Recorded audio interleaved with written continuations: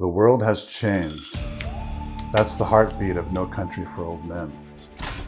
It's closing a door on the Western and the Old West itself. It's a lament, a warning, and a cold reckoning with the truth that things don't always stay the same, no matter how much we wish they would. I laugh myself sometimes. Ain't a whole lot else you can do. Hello, I'm Kevin Harris, and I help people understand themselves by helping them understand the stories that resonate with them. What was a bullet? There wasn't no bullet. Wasn't no bullet. Yes, sir. There wasn't none. Well, Wendell, with all due respect, that don't make a lot of sense. For Sheriff Ed Tom Bell, the world he once knew had rules. Good guys and bad guys were clearly drawn, and even the criminals had motives that made sense. They robbed banks because they wanted money, and their methods, however brutal, followed a certain logic. But this new world, it's baffling. It's terrifying. Terrorism, senseless violence, school shootings. It's just all-out war. I can't think of any other word for it. Who are these people? It all feels unlatched from any rhyme or reason. Signs and wonders. Signs and Wonders is a reference to the apocalyptic imagery of the Bible. I always figured when I got older, God would sort of come into my life somehow. And he didn't. The feeling Sheriff Bell experiences isn't just fear, it's grief. Grief for a world that's slipping away, for the certainty that once defined his role as a lawman. It's the kind of grief many of us feel when we look at the rapid pace of change around us. Oh, it's the tide. It's the dismal tide. It is not the one thing. Not the one thing. Whether it's technology, culture, or politics, the speed of change leaves us scrambling to catch up or yearning to go back. But is it the world that's changing, or is it us? That's one of the movie's quieter questions. Bell isn't just grappling with a changing world. He's grappling with his own aging, his own mortality. What's really frightening isn't the world getting worse. It's the realization that it's moving on without him. Ed Tom relates two dreams that he had. Both have to do with his deceased father. The first one was short. It was about meeting him in town somewhere and give me some money. In the second dream, Ed Tom Bell sees his father riding by on a horse in a snowy pass. When he rode past, I seen he was carrying fire and a horn, the way people used to do. And His father was a sheriff before Ed Tom was, and in an increasingly darkened world, he must have felt like a small torch of light, a spark of morality in a moralless world. In fact, the thing that he described as money that his father gave him may have represented his beliefs and faith. I think I lost it. Ed Tom is realizing that his life is winding down, and he is lamenting that he wasn't able to do more with the mantle his father passed on to him. And in the dream, I knew that he was going on ahead. His father makes a fire as if he is preparing a way for Ed Tom to follow soon after into the afterlife. And yet the end of the world doesn't arrive. The tide rises, it pulls us under, but the world keeps spinning. Every generation believes that theirs is the last sane one, that things have finally gone too far. What's it mean?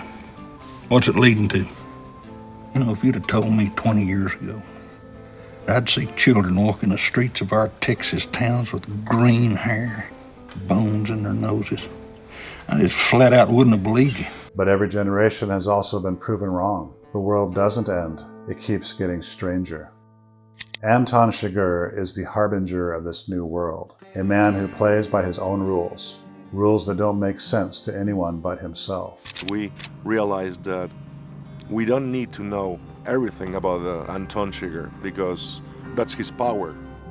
You cannot really understand him completely. He doesn't need to be explained.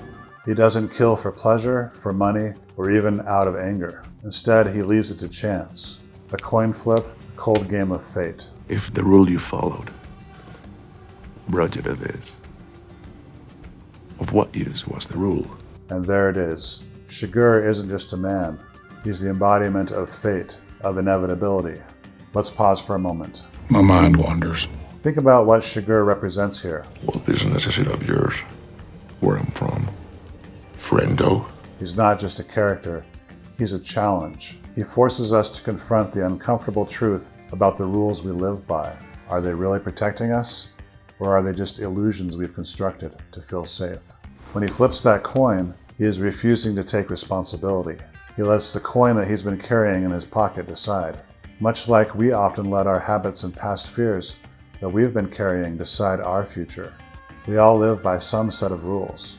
But as the movie suggests, those rules, whether they're laws of God, laws of the land, or simply routines we've picked up over a lifetime, can start to feel like fate. After a while, we're not making choices. The patterns we've established make them for us. Chigurh's philosophy might seem alien, even monstrous, but in some ways it mirrors how we approach life. How often do we unconsciously make decisions that lead to consequences we don't want, but then we call it by saying, that's just the way things are. Call it. When Chigurh confronts Carla Jean in her home, he expects her to play along, to call the coin toss and seal her own destiny. Call it. No. I ain't gonna call it.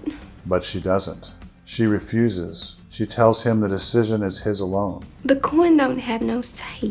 In that moment, she breaks the illusion. She takes back control. She forces him to act as a person, not as fate's executor. And even though she dies, there's a quiet triumph in her defiance. The car crash feels like the universe's own coin toss, a punishment to Chigurh for bending the rules that he so rigorously follows. Fate itself seems to rebel against him. It just seemed interesting in a genre way, but also interesting because it kind of subverts the genre expectations too. It's kind of a chase, but the bad guy actually never catches up to the good guy. The film closes not with triumph, but with acceptance. Sheriff Bell knows he can't outrun the dismal tide. You can't stop what's coming. It ain't all waiting on you. The world will continue to change, and it will continue to push out those who've grown old in it. At its core, No Country for Old Men is about consequences. A choice that you make early on in your life story will eventually catch up with you, but it's also about perspective. The sheriff mourns a simpler world, but was it ever truly simple? How often do we find ourselves fighting tides that are beyond our control? Maybe it's a relationship that's changing, a career that feels unsteady, or a society that seems to be moving in directions we don't fully understand. It's tempting to dig in, to resist, to try to stop the tide. But as the film shows us, some things, once they arrive, it's too late to stop them. I got here the same way the coin did. What we can do, though, is adapt. We may not want to learn new things or change what we've always done, but freedom comes from knowledge and choice. Sheriff Bell might not understand the world anymore, but he is still in it. And Chigurh, well, even he learns his limits. And that is the moral of this story. Thank you very much for watching. What is your favorite Coen Brothers movie? Be sure to leave it in the comments below, and we'll see you next time.